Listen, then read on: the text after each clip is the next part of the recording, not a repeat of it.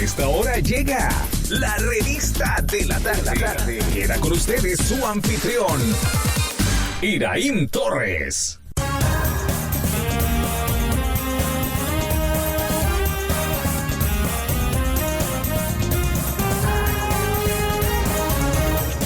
Bendiciones, sean bienvenidos a una selección de lo mejor de la revista de la tarde. Un programa de participación donde se tocaban temas enfocados a la familia, preguntas de participación para los oyentes, secciones de interés como sabías qué, las efemérides del día e invitados que hacían ciertamente de la revista de la tarde un programa ameno durante 2 horas de lunes a viernes, y les proponemos a nuestros amigos oyentes escuchar una selección de aproximadamente 30 minutos de lo mejor de la revista de la tarde. Entrad en mi imaginación y ved con vuestros propios ojos.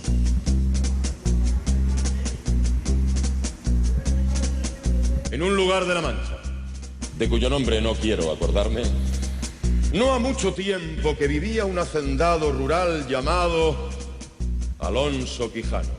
Frisaba la edad de nuestro hidalgo con los 50 años. Era de complexión recia, seco de carnes, enjuto de rostro y la mirada consumida por un fuego interior. Los ratos que estaba ocioso, que eran los más del año, se daba a leer libros de caballería. Y tanto se enfrascó en su lectura que se le pasaban las noches leyendo de claro en claro y los días de turbio en turbio. Cuanto más leía, más se llenaba de indignación al comprobar las crueles conductas de los hombres. Y se dio en pensar en todo ello. Y así, del poco dormir y del mucho leer y pensar, se le secó el cerebro. Y rematado ya su juicio, vino a dar en el más extraño pensamiento que diera loco en el mundo. Hacerse caballero andante e ir por toda la tierra buscando aventuras y deshaciendo todo tipo de agravios. Ya nunca más volvería a ser Alonso Quijano a secas, sino el intrépido caballero conocido como Don Quijote de la Mancha. Bueno, efectivamente estamos escuchando estos fragmentos de una obra de teatro a propósito de Don Quijote de la Mancha, quizás la obra más importante de la literatura española y, bueno, no hay dudas de que una de las obras que más ha sido conocida en todo el mundo. Y usted dirá, bueno, ¿y qué tiene que ver Don Quijote con el día de hoy? Bueno, es que justamente un día como hoy, 29 de septiembre, pero del año 1547, nació Miguel de Cervantes y Saavedra en Alcalá de Henares. Miguel de Cervantes, que fue el autor justamente de esta novela que ha trascendido a lo largo ya de casi 500 años en la humanidad. Bueno, Cervantes es considerada la máxima figura de la literatura española y es universalmente conocido por haber escrito, como les decía, Don Quijote de la Mancha, que muchos críticos han descrito como la primera novela moderna y una de las mejores obras de la literatura universal, además, y vean esto qué interesante, de ser el libro más editado y traducido de la historia, solamente superado por la Biblia. A los 17 años, Miguel de Cervantes era un adolescente tímido y tartamudo que asistía a clase al colegio de los jesuitas y se distraía como asiduo espectador de las representaciones del popular Lope de Rueda, como recordaría más tarde, ya en 1615, en el prólogo a la edición de sus propias comedias. Óigame, en el año 1569, Miguel de Cervantes fue condenado en Madrid a arresto y amputación de la mano derecha por herir a Antonio de Segura. La pena corriente se aplicaba a quien se atreviera a hacer uso de armas en las proximidades de la residencia real. Bueno, en cierta medida no se sabe si Cervantes salió de España ese mismo año huyendo de esta sanción. ¿Se imaginan ustedes? Amputarle la mano derecha. Y bueno, lo que sí se sabe es que en diciembre de 1569 ya se encontraba en los dominios españoles en Italia, provisto de un certificado de cristiano viejo, sin ascendientes judíos o moros, y meses después era soldado en la compañía de Diego de Urbina. Miren, la gran expectativa bélica estaba puesta en la campaña contra los turcos, en la cual el Imperio Español cifraba su continuidad en el dominio y hegemonía en el Mediterráneo. 10 años antes, España había perdido en Trípoli 42 barcos y 8.000 hombres, y en 1571 Venecia y Roma formaban junto con España la Santa Alianza, y el 7 de octubre de ese año, comandados por Juan de Austria, vencieron a los turcos en la batalla de Lepanto. Fue la gloria inmediata, una gloria que marcó a Cervantes, quien relataría luego, en la primera parte del Quijote, las circunstancias de la lucha. En su transcurso recibió el escritor 3 heridas, una de las cuales, si se acepta esta hipótesis, inutilizó para siempre su mano izquierda y le valió el apelativo del Manco de Lepanto como timbre de gloria.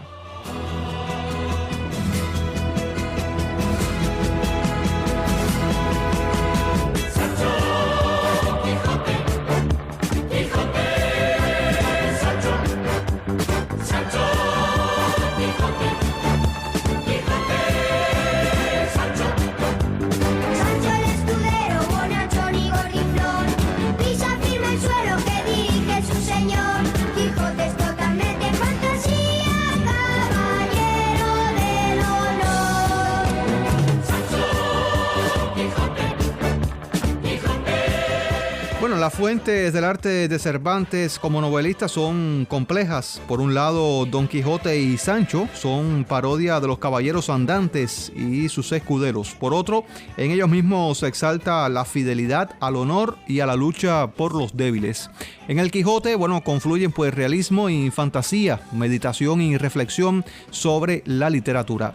Los personajes discuten sobre su propia entidad de personajes, mientras las fronteras entre delirio y razón y entre ficción y realidad se borran una y otra vez. Pero el derrotero de Cervantes, que acompañó tanto la gloria imperial de Lepanto como las derrotas de la Invencible ante las costas de Inglaterra, solo conoció los sinsabores de la pobreza y las zozobras ante el poder. Al revés que su personaje, él no pudo escapar nunca de su destino de hidalgo, soldado y pobre. Hoy recordando en este primer segmento del programa al escritor español Miguel de Cervantes y Saavedra, que nació justamente un día como hoy, 29 de septiembre de 1547, aunque algunas fuentes no dan tan exacta la fecha, pero la inmensa mayoría de los entendidos toman el día de hoy, 29 de septiembre, como natalicio del gran escritor español Miguel de Cervantes. Y hoy le estamos recordando, y con qué mejor que recordar a Cervantes justamente con su obra más importante, justamente Don Quijote de la Mancha.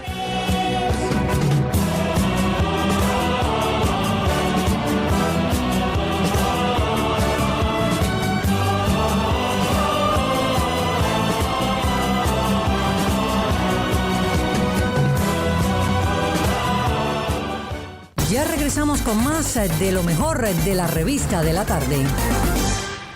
Que ya Raulito, por supuesto, en Facebook, en la revista, ya está anunciando su cumpleaños. Yo lo felicité, pero me dijo ya próximo al cumpleaños. Entonces no dijo qué día. No, eso, porque no él celebra su cumpleaños con por lo menos 15 días de antelación. De antelación, porque estaba con una fiesta allí. Entonces dijo mi cumpleaños y las personas empezaron a felicitarlo. Y le bueno, por si acaso, le pongo felicidades. No, el próximo viernes es el cumpleaños de él. ¿El próximo viernes? El próximo viernes es su cumpleaños. ¿Cómo sabe? Para que lo estén felicitando. Y como él siempre me dice, después que uno cumple los 40 no se dice la edad. Las mujeres después de los 30 no dicen la edad. No, los hombres después de los 40. 20, después de los 20 ya no. ¿A ustedes de los 20? Claro, lo negó? No, porque yo conozco mujeres que ya después de cumplieron los 30, que llegaron a los TAP, dijeron que hasta ahí. No, los 20, después de los 20. Estás escuchando lo mejor de la revista de la tarde. Bienvenido y coméntenos un poco sobre este tema. ¿Qué cosa es realmente ser bilingüe? Iraín, el tema es excelente y es el tema, digamos, cotidiano en las preguntas de la mayor parte de los inmigrantes llegados al sur de la Florida en esta sociedad. ¿Qué significa ser bilingüe? Muchas veces, y es una pregunta que hago en clase muy frecuentemente, ¿qué significa ser bilingüe? Y las respuestas siempre son aquel que lee, en 2 idiomas o en más de 2 idiomas. Aquel que lee o escribe, aquel que entiende, aquel que puede conversar. Y la respuesta es sí y no. Todos aquellos que hablamos ambos idiomas somos bilingües hasta cierto punto, pero vamos a hablar de un bilingüismo funcional. Hay un criterio de que, digamos, nuestros hijos, muchos vienen de Latinoamérica, nacieron allá y evidentemente el idioma familiar se mantiene. Es el idioma que habla con la abuelita, con el abuelito, con la mamá y le dice: yo te quiero mucho, dame un besito, lávate las orejas, recoge tu cuarto, hiciste la tarea, vete a dormir, báñate, ¿quieres más? ¿Tienes hambre? Ese tipo de conversación cotidiana y familiar. Sin embargo, de repente en un buen momento alguien le dice a ese muchacho, crece de esa manera y mantiene ese tipo de conversación y ese vocabulario a ese nivel.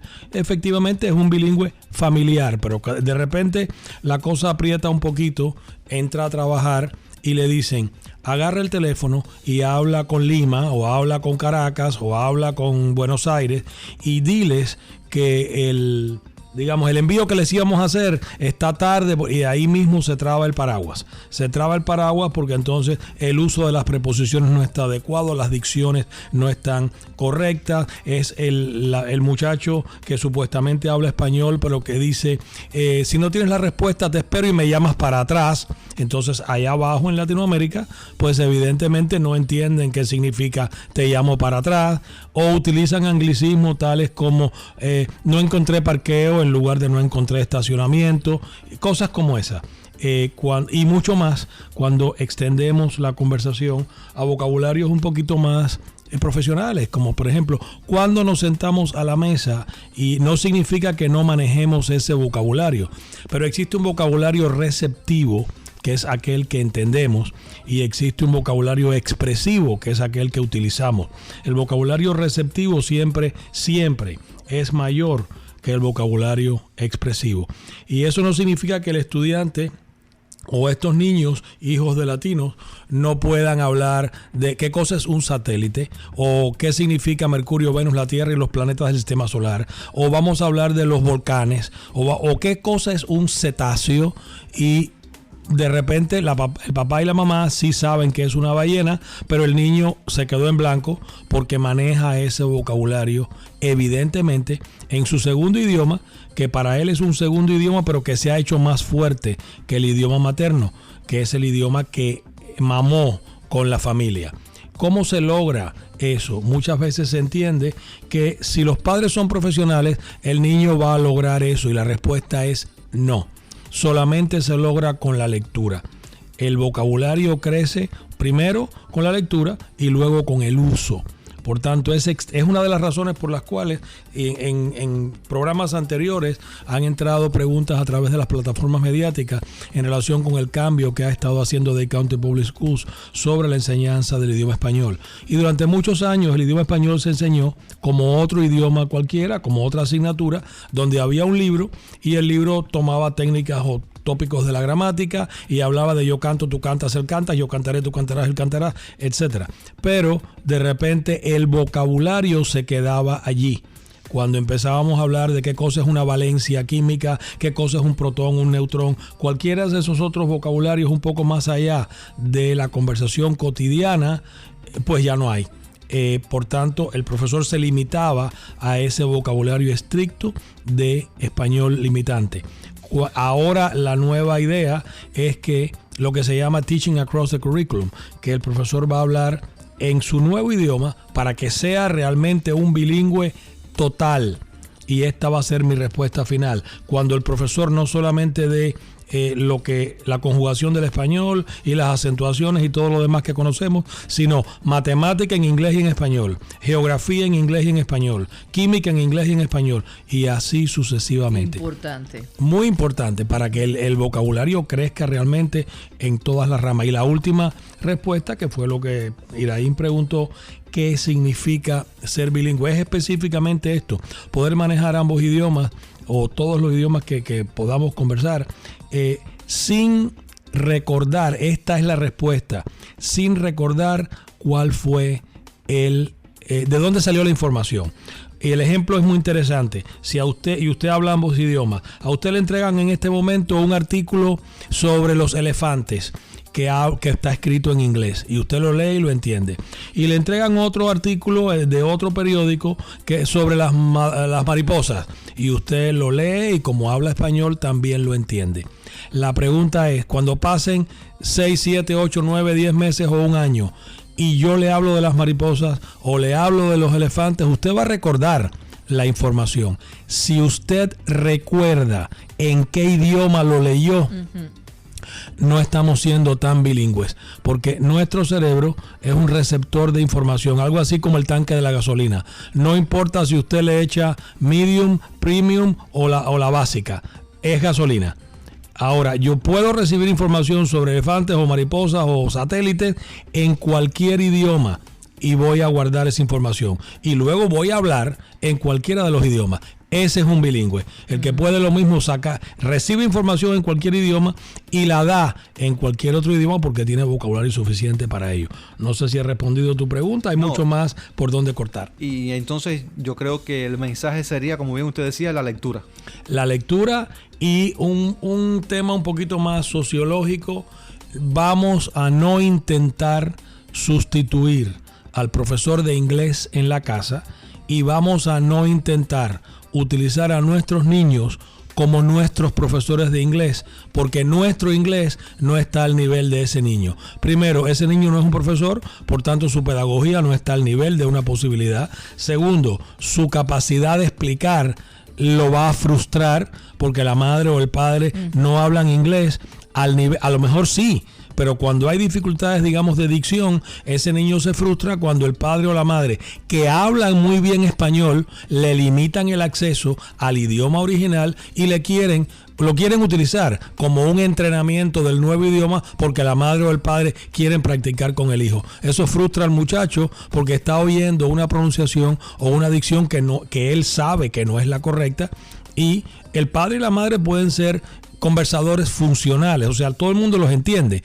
pero eso no significa que no se sepa que el idioma no está funcionando tal como debe ser originalmente. Bueno, ya antes de irnos para el segmento de deportes, que quería, a propósito de esto que usted decía, yo recuerdo a mi sobrino salió de Cuba con 5 años, salió a Canadá, o sea, él básicamente no habla español, habla muy mal el español, de hecho. Y un día una tarea en la escuela, una tarea de matemática, era una ecuación, ¿no? Una ecuación simple.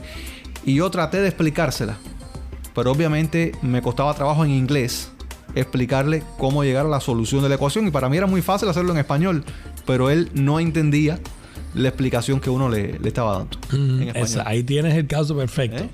Exacto. No, y tengo yo, por aquí tengo a mi hijo, que tú lo conoces, y tratamos de que pídeme todo en inglés, mi amor, para nosotros poderte entender, y muchas cosas así que tú has dicho, y esa misma forma me acordé de la carita de él cuando se frustraba, que no podía decirlo, quería explicarnos a las cosas a nosotros y lo dejamos por incorregible porque se frustraba en esa situación. Entonces no vamos a dejarlo, porque es verdad que queremos aprender cosas que él no te puede dar explicación ahora en este momento, y lo que hace es ponerlo peor. Entonces no. Puede haber casos como en el caso de su hijo, de Junior, que habla muy buen español y muy buen inglés, impecable, pero de todas maneras su idioma funcional no significa que no pueda conversar en español. Le tiene un español bastante amplio, pero su idioma dominante es el inglés. Él se siente más cómodo en el inglés porque lleva más tiempo utilizándolo. Claro que sí.